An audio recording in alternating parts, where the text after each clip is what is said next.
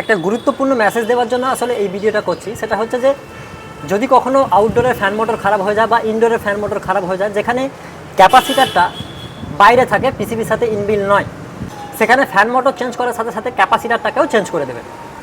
তা না হলে যে সমস্যাটা হবে সেটা হচ্ছে আবারও কাস্টমারের কাছে আপনাকে ভিজিট করতে হতে পারে।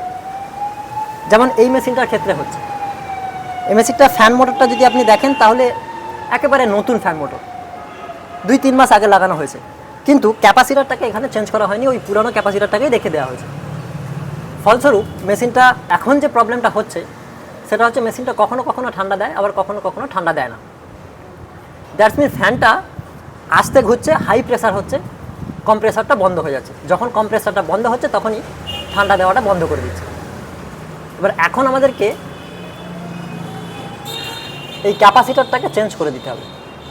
আশা করি ক্যাপাসিটার চেঞ্জ করলেই এই প্রবলেমটা সলভ হয়ে যাবে। সকল টেকনিশিয়ান ভাইকে রিকোয়েস্ট করব, যখন ফ্যান মোটর চেঞ্জ করবেন তখন অবশ্যই ক্যাপাসিটারটাকে চেঞ্জ করে দেবেন।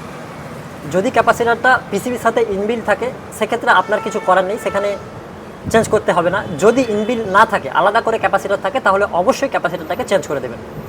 আশা করি ভিডিও ভালো লেগেছে। যদি ইনফরমেটিভ লেগে থাকে তাহলে অবশ্যই একটা লাইক করবেন, আর আমাদের পেজে নতুন হলে অবশ্যই পেজটিকে ফলো করে নেবেন।